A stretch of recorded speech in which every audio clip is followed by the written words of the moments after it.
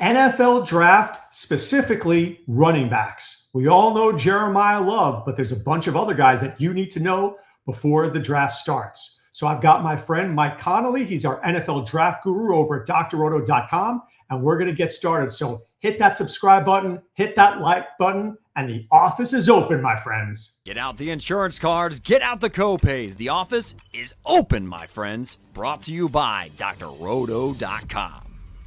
All right. Here he is, the NFL draft guru over at drroto.com. His name is Mike Connolly from mikesmoneypicks.com, or Mike's Money Picks over at x.com, and of course, a coach in his own right. We have Jeremiyah Love. We know how good he is, but what's the ceiling on Jeremiyah Love? So, to quote Michael Jordan back like the mid-2010s when he was speaking at Carolina, the ceiling is the roof. Like, this guy is just an incredible prospect. So, let me ask you, just trying to paint the picture here, who would you consider in the NFL right now is the picture of a prototype running back prospect? Don't we think everybody wants the next Bijan Robinson? I think that's a good answer. And what if I told you that you could get Bijan Robinson just a little bit taller, a little bit lighter, but has track speed? Is that something that would interest your team? If I wasn't named the Raiders, it would interest me. And that's why I wonder, why are their Jets not considering trading out? Because I've got to think some team, whether it's the Titans or the Commanders or somebody, doesn't somebody want to jump up to number 2 and take this guy? It would not shock me at all. To me, he's not going to fall past 7.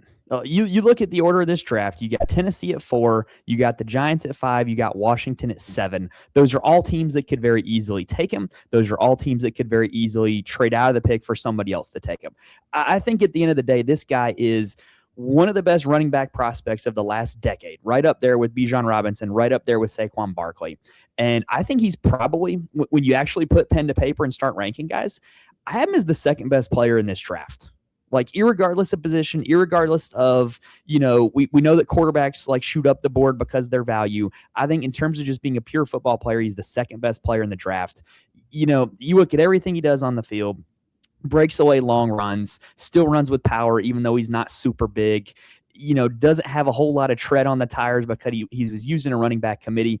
And I don't know if you ever watched Here Comes the Irish on Peacock, the show that was kind of like Notre Dame Hard Knocks. No, he was a main character.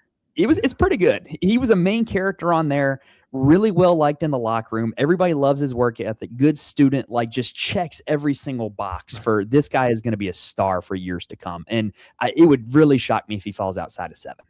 Mike, you said something interesting there. He's a high character guy.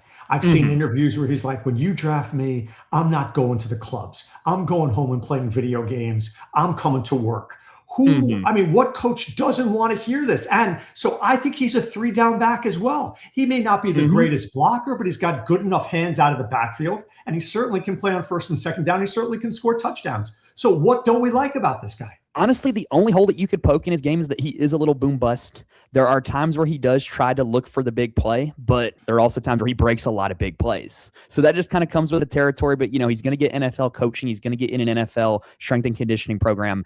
This guy just checks off every box as being one of the best running back prospects of the last decade. Now, you mentioned committee. Well, there's another guy there, and he's probably going to go in day 2, I would think. Jadarian Price. Now, not the biggest guy, 5'11", a little over 200, not the fastest guy, but I would argue if he was on another team, his numbers would have been insane. The only reason his numbers are muted is because he played behind Jeremiyah Love. I think he's a day 2 pick guaranteed. Where are you with Jadarian Price? I really like Price. I think that it's a hard eval because of the fact that he was at Notre Dame and the fact that he didn't have a huge volume of carries because of Love being there.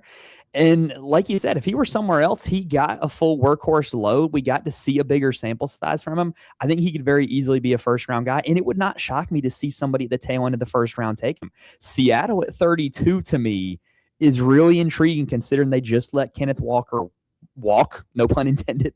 And, this is a team that's ready to win now. They could use a contributor at the position, and he's a guy that's ready to contribute now. He's just a smooth operator at the position, really smooth in and out of cuts. really good contact balance, which is like one of the key words right now to talk about running backs. He's not easy to bring down, breaks a lot of tackles.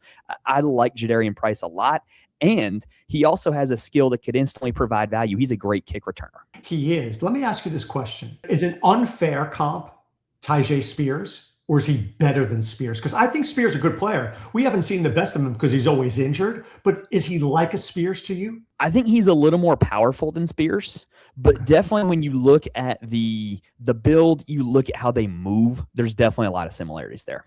Yeah, so I look at Spears and I think that he's a really good third-round pick, but you may be right. On a team that needs an explosive guy, they could go to Price. All right, speaking of explosive guys, there was a guy out west that I think people forgot. His name is Jonah Coleman from UW, the Huskies there. He's a little thicker. I mean, he's one of those spark plug guys because he's only 5'8". He's 220, which is, pretty jacked for a shorter guy. I think he showed me a lot in college, but why aren't I not hearing enough about him? Is he the number 2 back for most guys, or is it Price? I would have Price number 2, personally. I don't have any real knocks on Coleman other than the fact that he just doesn't have elite top-end speed. He doesn't break off a lot of big runs, but when you watch him between the tackles, especially in zone concepts, a lot of patience, a lot of really smart running, gets what yardage he can get out of every play, but he lacks the home run speed and overall athleticism to be considered like a top-end prospect. So to me, he's a guy that if your team drafts, you can feel pretty comfortable because he's going to be your RB2 day one, and if your starter gets hurt, he's going to be a competent replacement. Let me ask you about home run speed, okay? I love home run speed. I like Trevion Henderson as much as the next guy. But how many guys get holes big enough in the NFL for home run speed? This is not Eric Dickerson running against a bunch of smaller guys. Everybody in the NFL is big, strong, and fast. To me, if you could get me 5 to 6 yards, you're a productive running back.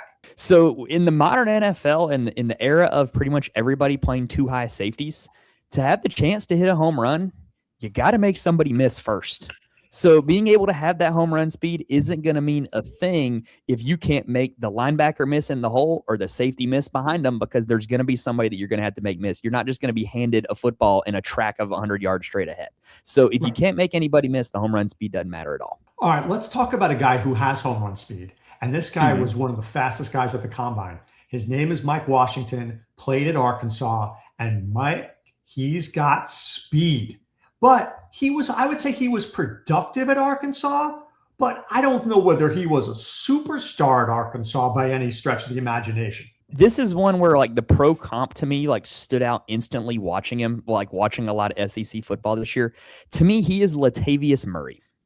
He is a really big back who is really fast, but doesn't really run with a whole lot of power. And that's just something that's kind of odd to watch, is like, why is this guy so big, but he's trying to make these guys miss? It's just a weird watch. That doesn't mean that he can't be good in the NFL. Latavius Murray was a solid player, but that's just kind of what you see, is he's a guy that doesn't really break a whole lot of tackles, doesn't really run with a whole lot of power, but the physical gifts are all there. It's funny you said that about Lat Murray, because he didn't make people miss and he didn't run with power, but he was effective.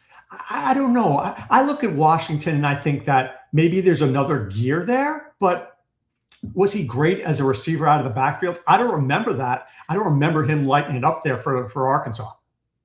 It's not something that stood out to me. But, he also had Taylon Green as quarterback, and Taylon Green was not looking to check the ball down. Taylon Green was looking to take off and run. So, maybe if he gets in a system that utilizes him that way, it's a skill that could develop. That's funny you should say that. I always think mobile quarterbacks create running lanes. And Mike Washington really benefited playing with Green. Now, if he's playing with a guy who, I don't know, let's say Kirk Cousins, I'll just throw that one out there, he's not going to see any running lanes. This guy's going to have lanes about the size of a toothpick. So I think Mike Washington may be overdrafted not only in the NFL, but by fantasy football managers too. I think that's a very valid point. He's a guy that somebody in the NFL is going to draft based off of the physical tools, not based off of the fact that when you turn on the tape, he's a guy that's making a lot of people miss, which all the guys we talked about already, Love, Price, Coleman, those are guys that make people miss or just flat up break tackles.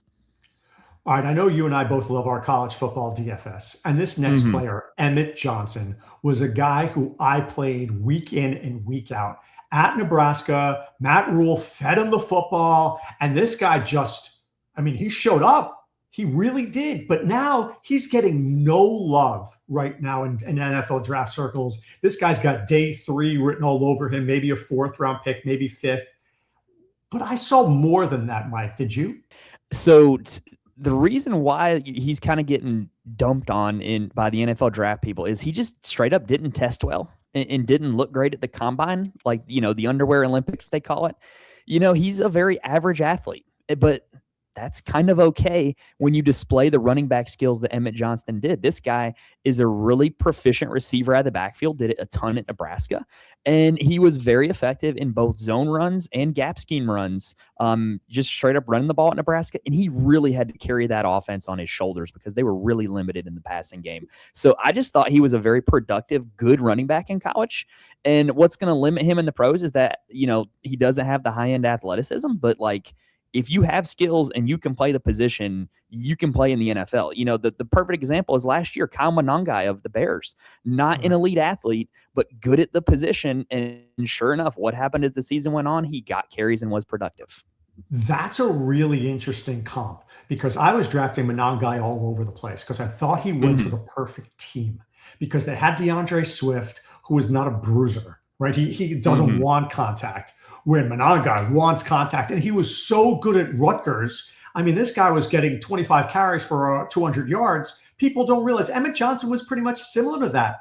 I would think if he's on the right team, he's one injury away from being a viable player.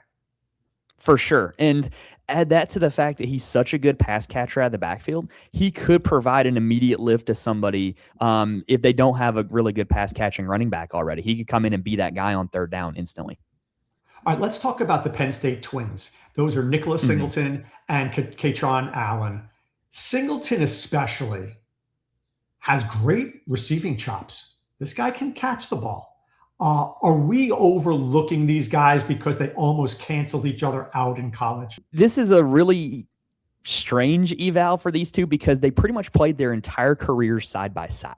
You never see that in modern college football. Two guys who they came in as freshmen. They were a running back committee when they were freshmen. They were a running back committee when they were seniors, and their roles didn't change a whole lot throughout that time period. So Singleton is have you ever seen the movie Moneyball? Yeah, of course. So there's a scene in Moneyball where they're talking to the scouts, right? And Brad Pitt asked the scout, well, if he's a good hitter, why doesn't he hit good? And to me, that's a perfect example of Nick Singleton. He's this guy that's supposed to be an elite running back. He's supposed to be, a tackle breaker, create yards after contact, and he doesn't really do that.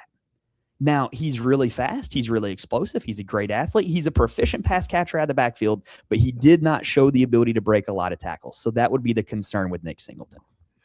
But can I argue, though, that Penn State wasn't that good? They didn't open up the lanes for these guys to run.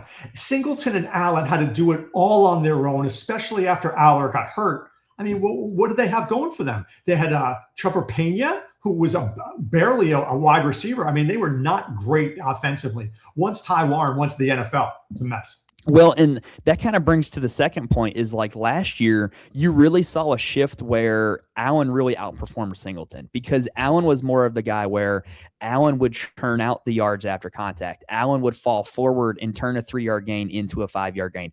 Allen was just a grinder. And that fit what that team kind of needed last year because there's a big difference in you run inside zone for Allen and you got 2nd and 5 versus you run it for Singleton and you got 2nd and 9. There's a big difference over the course of a season when you have that difference. And so the last year, it definitely kind of opened Allen up a little bit more. But he has some of the kind of same concerns that we have with Emmett Johnson, where he just doesn't look like an elite athlete. And even worse, he didn't test at the combine.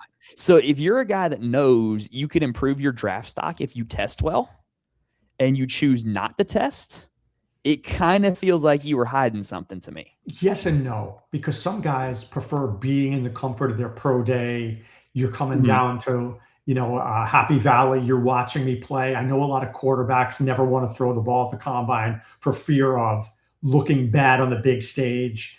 I'm with you. I get it. but I think I'm buying into him as a 5th-round pick. I'm buying into Yes. him as some team somewhere will take a shot on him. Are you telling me that if the Titans don't get Jeremiyah Love, you've got Pollard, you've got Spears, are you telling me that Allen is not better than Julius Chestnut? I mean, come on. Kind of like the same thing we said about Emmett Johnson. He's a productive running back, does a lot of really good things.